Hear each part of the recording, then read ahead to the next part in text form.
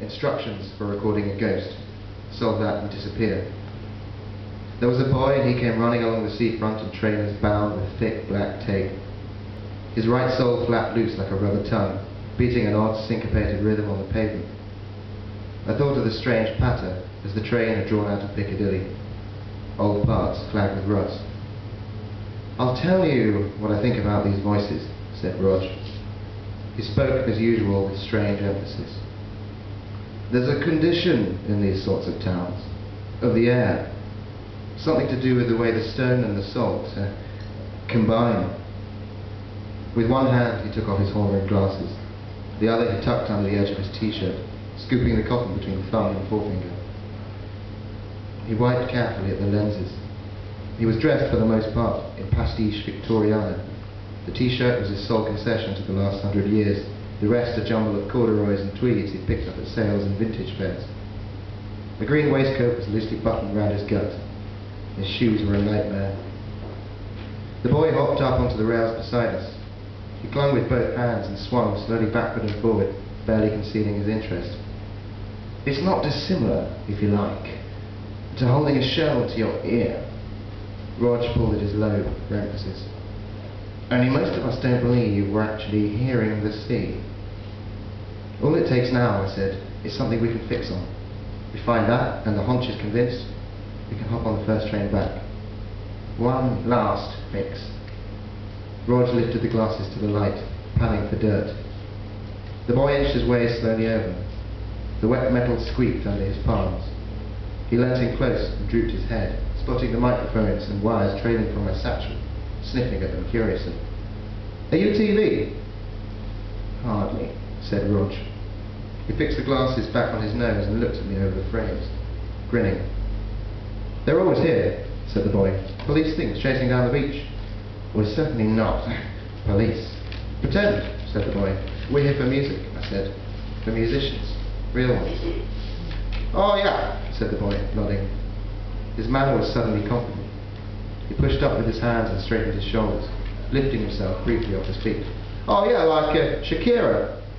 Not exactly. "Do you know her?" We're friends of friends," I said, cutting Rog off. "But we don't really write the same sort of songs." "Oui," said Rog, puffing himself up. "Don't write songs at all." The boy looked confused.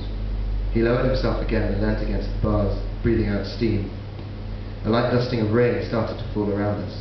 The sea rolled politely below. The town was on Sunday lockdown, dead neon and shuttered windows. We crossed the main concourse and moved through an empty square. Someone had spray-painted "Gays Get Down" on a coastal wall. Even the graffiti had lost its inspiration. We made our way out and along the edge of the beach. Snatches of sound drifted from the handful of pubs and arcades left open out of season. "It's not as if anyone even died in there." Roger had been griping all day. He badly wanted to stay home. He had forward complaints. He'd been banned from the British Library for defacing atheist texts, and a stream of sexually charged love letters had earned him a personal visit from the thick-necked associates of Nicholas van Hoogstraat. "And I don't see what you hope to get. That mike's a piece of arse, and the wind will fill the whole thing like a fucking balloon." I turned around. Rog felt instantly silent. He was, if nothing else, a reliable coward. I started walking again, and this time he followed, mumbling to himself. Coming over the dunes, the sand grew deeper, topped with rolling patches of grass. After a time, I saw the first of the pillboxes rising up ahead. Squat cubes of concrete slatted with deep horizontal gashes. Easter Island heads drained of their features. One had lost its roof, but the next was sealed tight against the sky. We stepped inside. The place was haunted by its uselessness. There were gun sockets littered with fag ends and iron fittings of eroded red. 60 years of tides had swept in a carpet of pebbles. A seagull had met its fate and was disintegrating quietly in the corner. "Nice," said Rog. "The places you bring me." "Oh, I've kept flats worse than this," I said. "Help me set up." We surfaced the following morning in the hotel bar, skull sore and cruising for the next battering. We spent the night with a bottle of corner shop rock gut and a Peter Cushing double bill on the lobby TV. 80 minutes of soft-focused lust settled with a stake through the aorta. Our table was one of four on a raised plinth in the corner, Over by our high window they looked out across the channel. The sun was clear and pockets of light blistered through the accumulated grime. Optimistically the places had all been laid. A bored barman stood cleaning glasses with the dirty cloth. His arms, blotched with faded blue tattoos, looked in the gloom like flexing branches of Stilton. Rog was running the spools. We had two recorders, one digital, one analog. Rog preferred the sound swallow of the newer ones. He thought my hunk of a tape marked me out as a tedious nostalgicist, a hipster Harry Price.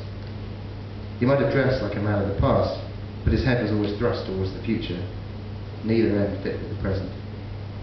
Every few minutes he nodded, paused the recording and took notes on the small pocket pad open in front of him. I was saving my work for the journey home. I couldn't wait to leave. "Want anything?" I said, pointing toward the bar.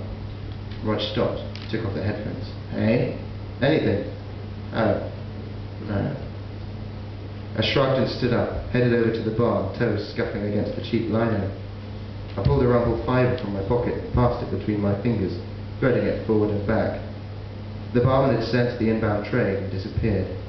The air conditioning thrummed. I listed forward and slid both elbows onto the bar, waiting. "Was it you I saw?" said a voice. I looked over. Titting about among the pillars. There was a man drinking. He'd been hidden before. A shock of white blonde hair was scooped beneath a black beret. From a distance he might have passed for lost luggage, a carelessly discarded coat. His skin was yellow and waxy, and the voice that emerged was all the more surprising for it. "Morning," I said, attempting to cool the atmosphere. "Is it ghosts again?" he said. "Sorry?" "You'll get nowhere, smoking the dead out there." He lifted his glass and sucked at the rim. A splash of whiskey tumbled onto his chin. "If you want my advice, and you'll take it if you're smart, I'd start much closer to home." He fixed me straight in the face and winked. His breath carried a whiff of brimstone. "As in, somewhere under those feet of yours." A veiny digit pointed down.